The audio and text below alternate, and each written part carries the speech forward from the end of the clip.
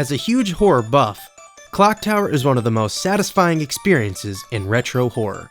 From the thrilling music, hair-raising gameplay, and many twists and turns, there's no wondering why Clock Tower has the cult following it has garnered. Not to be confused with its PlayStation sequel of the same name, Clock Tower was released by Human for the Super Famicom in 1995. The story revolves around a group of girls who are being adopted by the reclusive and rich Mr. Barrows, who of course lives in this no way foreboding spooky mansion. Once Jennifer and her friends are settled in, the lights go out, and the chase begins.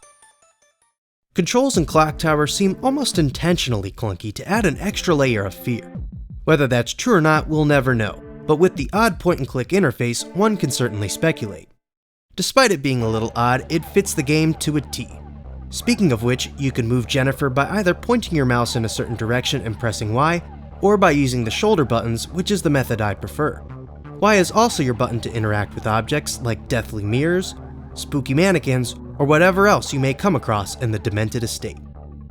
A is used to cycle through your inventory, X is used to stop you in your tracks, and B must be mashed in a deadly situation if you want to come out alive.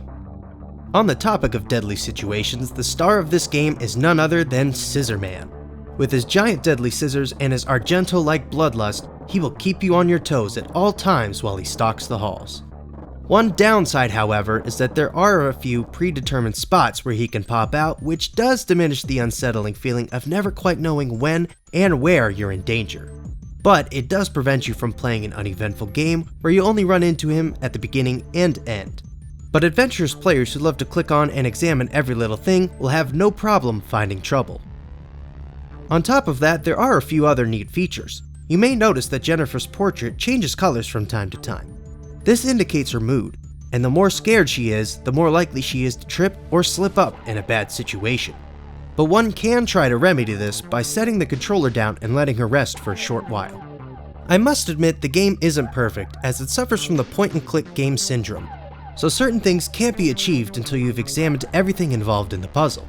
For example, you need to get behind this dresser to get the black robes out of this chest, but you can't simply press on the box that you'll need to push to get to the other side. Instead, you have to examine the chest so Jennifer can try and fail to climb up it, then examine the box to move it into place.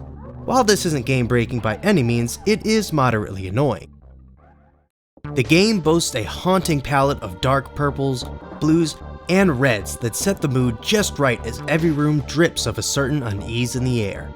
From the torn-up infirmary, the ghostly ceremony room, or the ominous trophy room, the unearthly aura of what this house might hold is always foreboding, especially with the lack of music.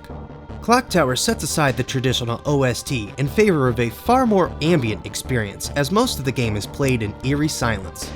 But don't get me wrong, there are some phenomenal bits of music during pivotal moments like the chase scenes. You'll never quite play the same game of Clock Tower over again, as Human implemented a randomizer into the game so that rooms swap places with each other upon resetting. So what was once the master bedroom may now be the infirmary. Despite this, a few key rooms do remain unmoved in every game, but that's fine. Adding to the replay value is hunting down all of the grisly ways you or your friends can meet a cruel fate. Whether it be the swimming pool,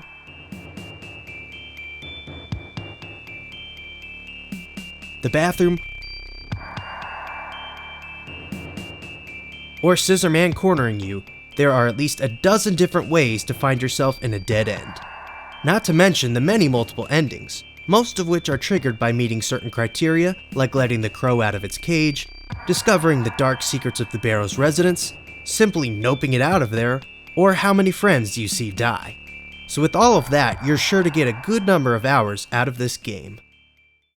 Clock Tower is every horror lover's dream. It couples together many of the best things that make classic horror films great. A tense score, a cliche yet frightful situation, and many macabre endings just moments away. I can't recommend the game enough to those who love horror games or slasher films, especially those of Dario Argento, since the game pulls many iconic things right from his films like Phenomena, Suspiria, and Inferno. Getting your skeletal hands on a copy of Clock Tower isn't too hard nowadays, as it has been translated for all to enjoy, and if you want a physical cart, then a reproduction will run you anywhere from $15 to $50 depending on where you look. and you're in luck as the price has gone down a bit in the 7 years since I bought my copy. Although, if you're a purist, be prepared to spend a little over $100 for a complete copy. If you're like me and love horror movies and games, then Clock Tower is the perfect choice to pull out on a crisp October evening when the moon is full and the clouds are out. Happy Halloween!